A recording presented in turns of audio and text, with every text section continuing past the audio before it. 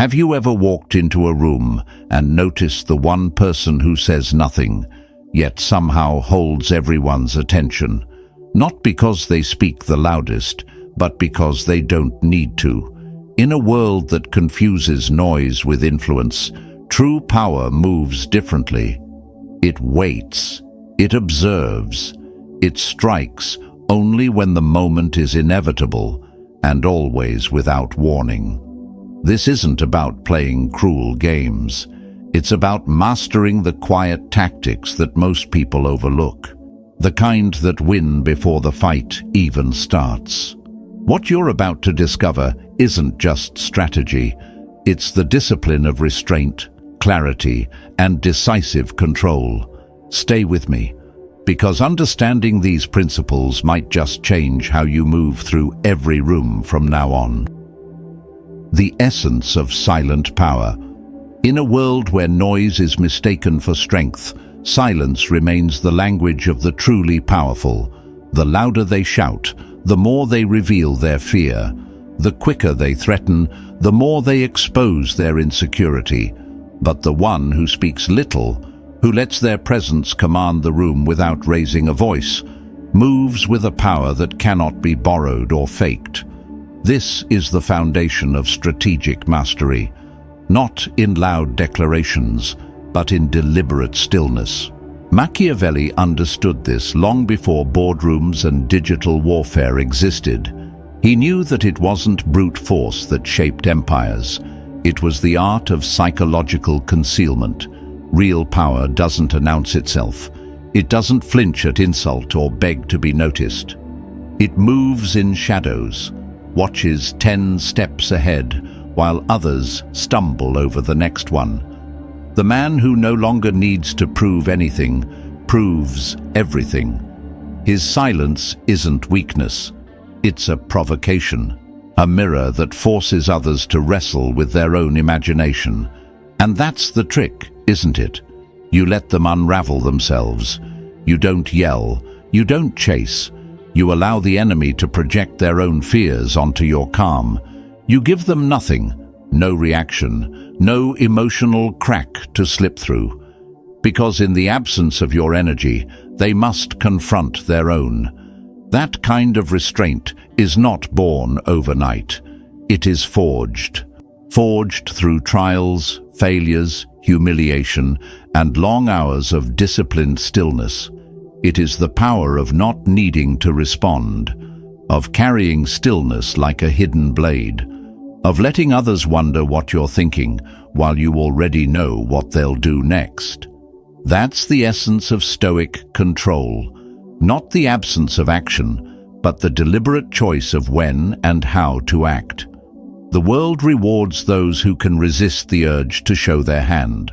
When you walk into a room and people turn to watch, not because you demand it, but because you've become a mystery, they respect you before you say a word. This isn't intimidation through volume. This is command through presence. So let them talk. Let them doubt.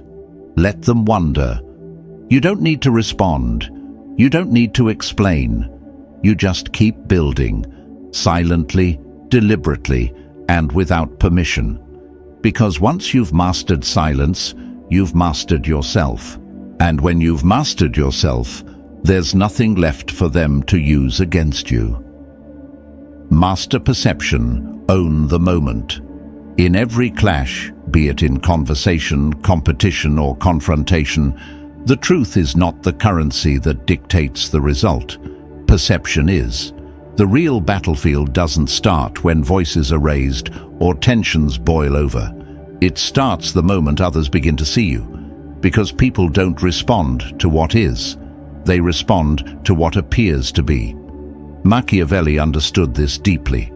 Men judge more by the eye than by the hand, he wrote. Why? Because while few will ever know your intentions, everyone will witness your composure, your tone, your stillness, or your lack of it.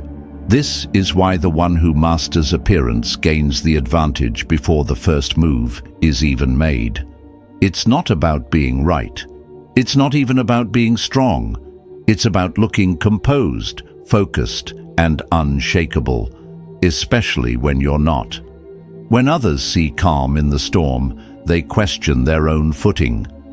That hesitation, that brief flicker of uncertainty, is your silent victory. A Stoic understands this well. Control over the self creates influence over others. Emotional chaos repels power. Inner stillness radiates it. A Machiavellian doesn't interrupt. They observe. They don't flinch when insulted. They wait. They let the other speak first, not out of politeness, but to collect ammunition. They don't need to fight louder. They win by letting others expose themselves, then quietly turning those words into weapons. That isn't cruelty. It's discipline. It's the art of shaping perception in a world ruled by it. You don't need to crush your opponent. You only need to ensure they look unstable while you do not. In a society addicted to optics, the one who appears calm is treated as wise.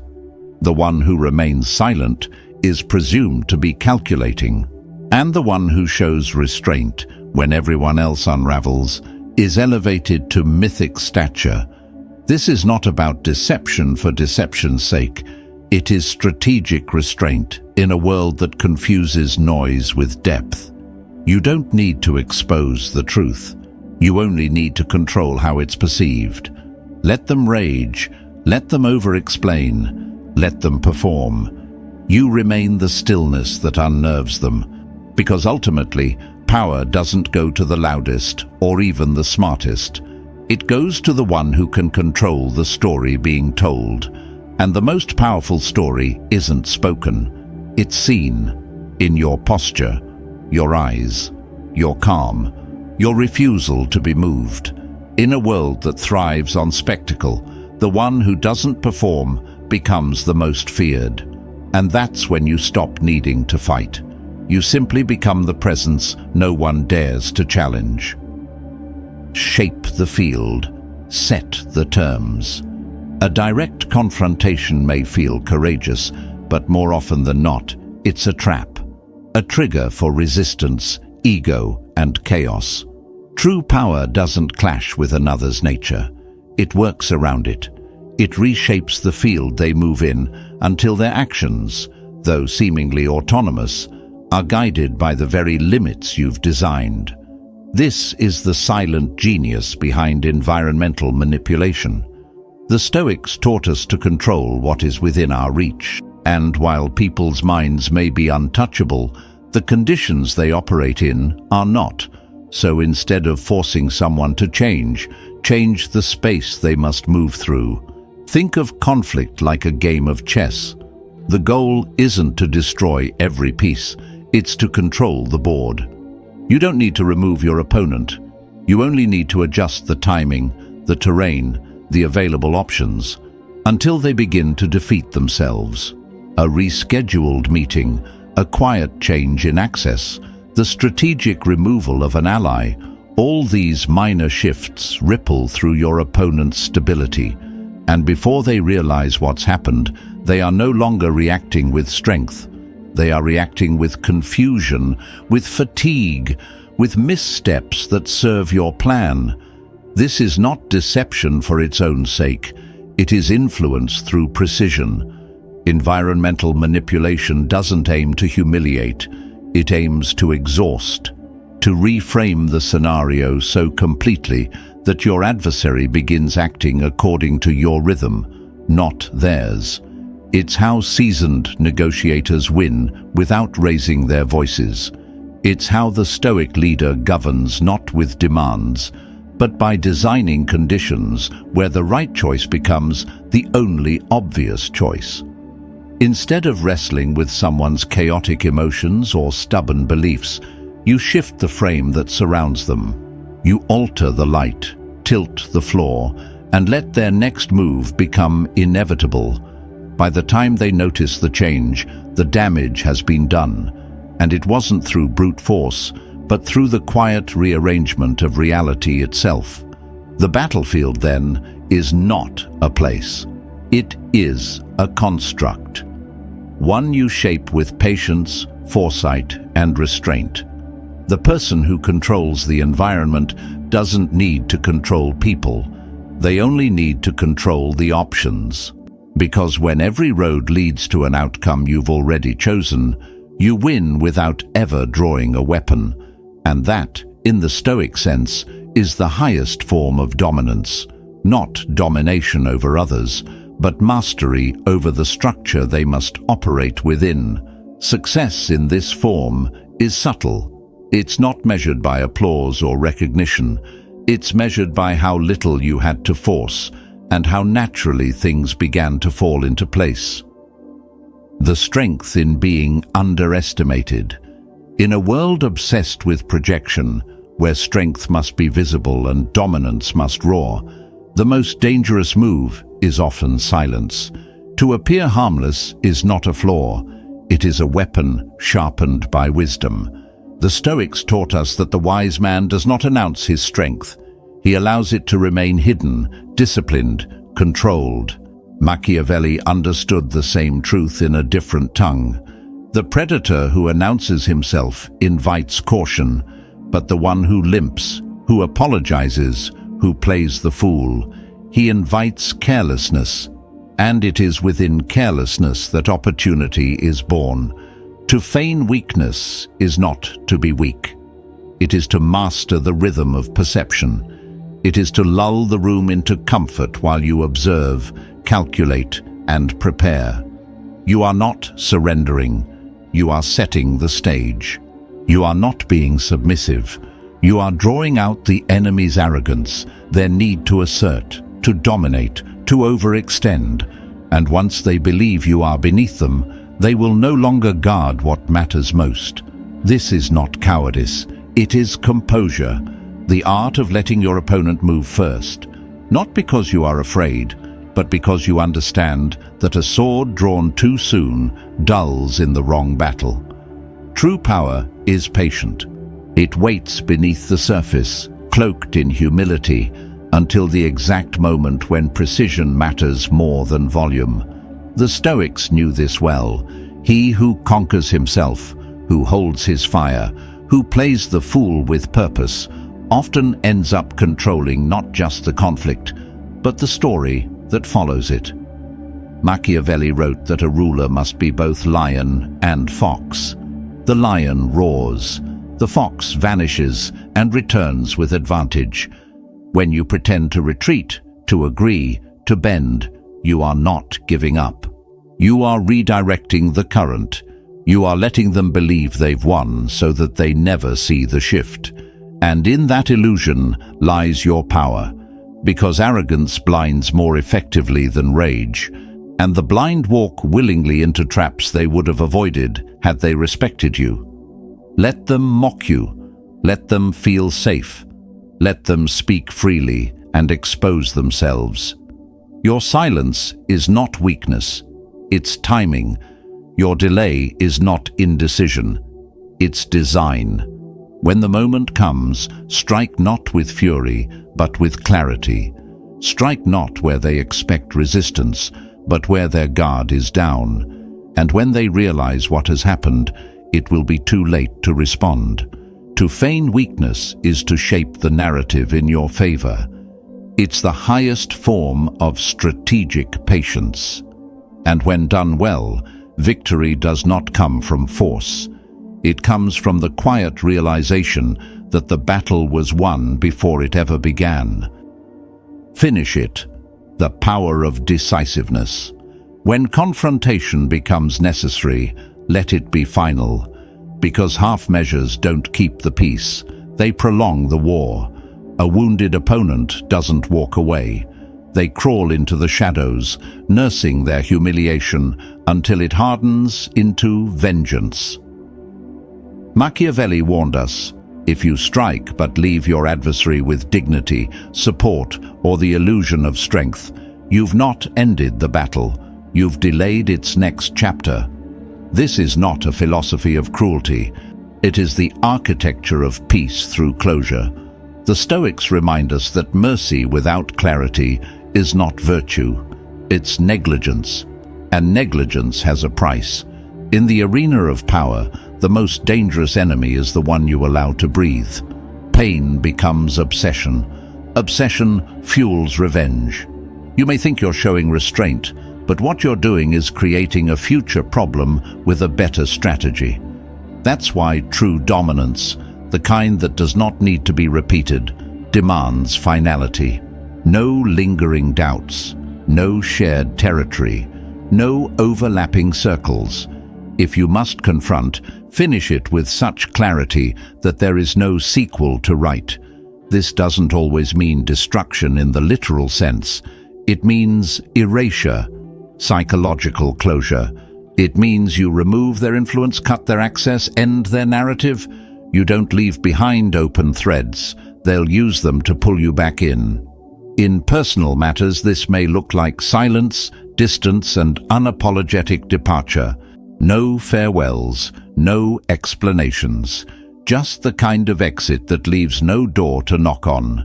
In business or politics, it means outmaneuvering not only the rival, but their entire support system, isolating them until their relevance withers on its own. This isn't an act of cruelty, it's an act of discipline. The Stoics believed in controlling what you can, and when it comes to conflict, the one thing fully within your control is the ending. Let your final action speak louder than any threat. Make it swift, clean, emotionless. Don't gloat, don't broadcast, just vanish. Let the echo of your decisiveness do the rest.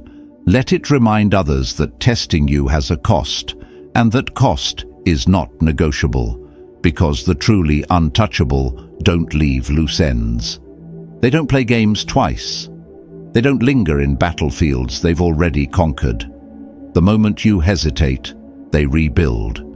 The moment you show leniency, they strategize. And the moment you offer a second chance, they see your weakness. Decisiveness is not just a tactic, it's a shield.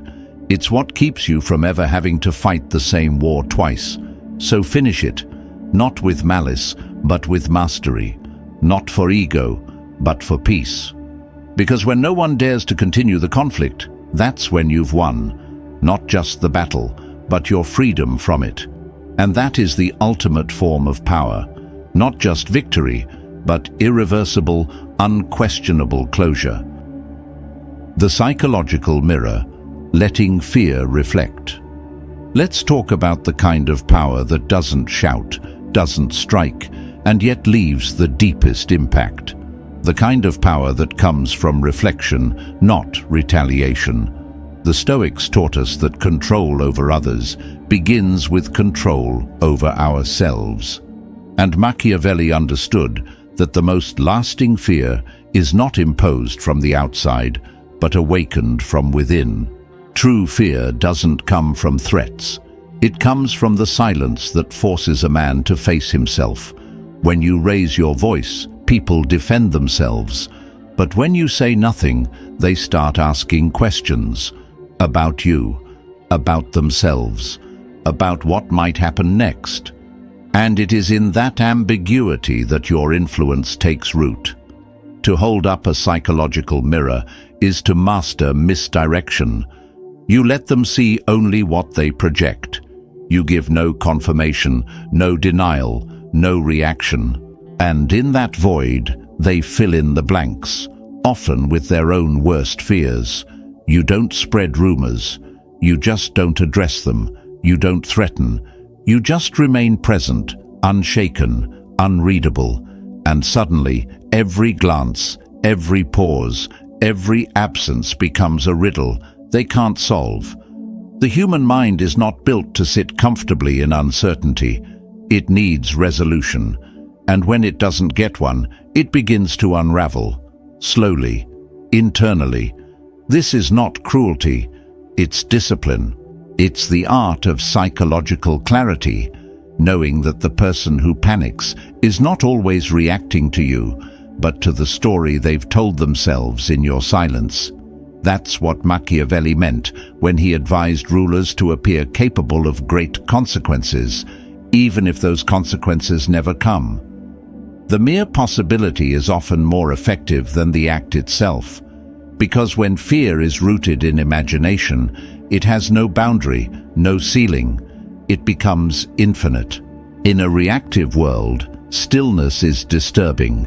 When you don't respond, you don't validate. When you don't retaliate, you don't give direction. And without direction, their fear spirals inward. They begin to see ghosts where there are none. Every quiet second becomes a sentence. Every unspoken word becomes a threat. You become powerful not by what you do, but by what you allow them to do to themselves. So hold the mirror. Let them see their own reflection. Let their guilt, their insecurity, their unresolved motives bubble to the surface. That is the essence of the psychological mirror. You don't control them through fear. You allow them to fear what's already inside them, because the fear that comes from within is the hardest to escape.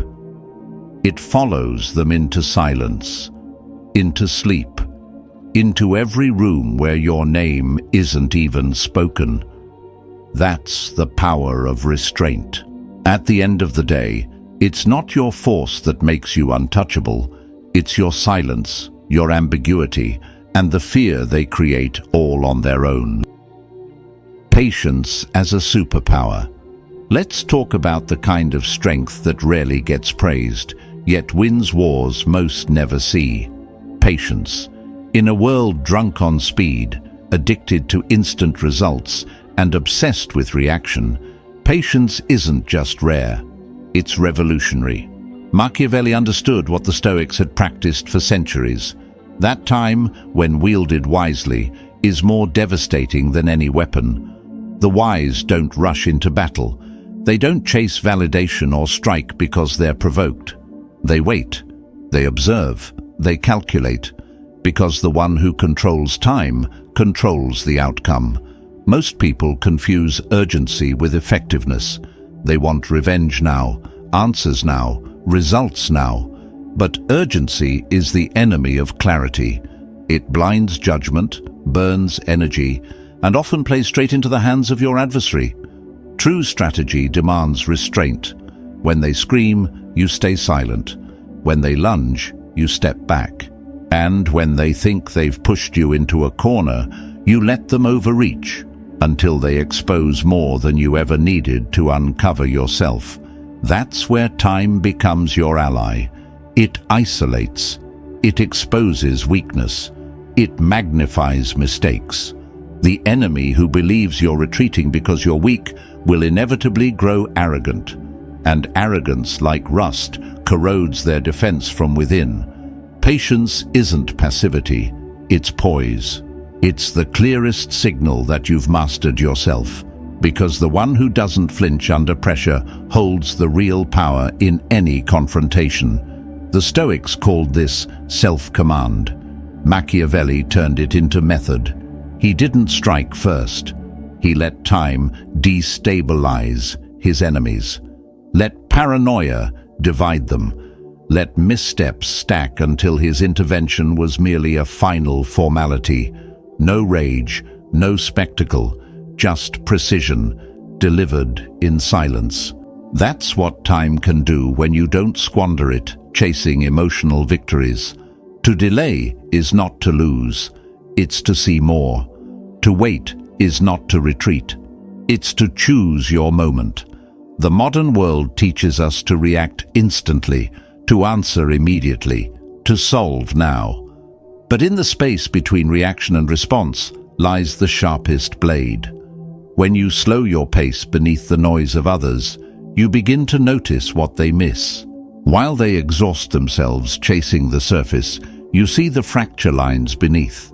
And when the time comes, when your patience has drawn out their weakness, isolated their support, and blinded their clarity, then you act, not out of anger, but out of certainty. Not to punish, but to end. That's how patience wins wars the world never watches. At the end of the day, the one who can wait is the one who controls the clock, and the one who controls the clock decides when the game is over. The power of strategic distance. Let's talk about the quietest move that carries the sharpest edge: isolation. Machiavelli understood what the Stoics practiced. Power is not always taken through force, but often through subtraction. A strong enemy is not dangerous because of who they are, but because of who stands with them, their network, their alliances, their momentum. These are the true weapons you must disarm. As long as they are supported, they are bold. But when the room empties, when the echoes of agreement vanish, even the strongest begin to unravel. Isolation isn't about public humiliation or dramatic takedowns. It's about erosion. You pull threads, not swords. You let tension creep into their friendships. Let whispers grow in their circle. Let trust slowly corrode in the background. You plant questions, not accusations. And then you wait. One by one, their pillars fall. Not with noise, but with quiet, subtle disappearance. They start to feel it. The pause in response, the shift in tone, the absence of backup. That's when paranoia sets in. That's when even the confident start second-guessing. And when they look around and ask, "Why is no one standing with me?" You've already won the first half of the war. Because you haven't broken them. You've let doubt do it for you. The final move isn't loud. It's clean, precise. You don't confront in front of a crowd. You strike when they're alone. Mentally, emotionally, strategically. No need to destroy their name. Just dissolve their influence. Let them fade from relevance, not fall in flame. That's the difference between noise and power. One is temporary, the other is permanent. At the end of the day, real dominance doesn't come from overpowering someone. It comes from ensuring no one is left to protect them when you do. In this life, you don't need to be the loudest voice to be heard. You only need to be the one who moves with clarity, restraint, and purpose. Power isn't about overpowering others. It's about mastering yourself. When you stop reacting and start observing, the game shifts. Let patience protect you. Let silence sharpen you. And above all, guard your peace like it's sacred, because it is. If this message resonated, comment "Move in silence" below. And if you're ready to keep learning how to lead with calm and strategy, subscribe and stay close. The next lesson might be the one that changes everything.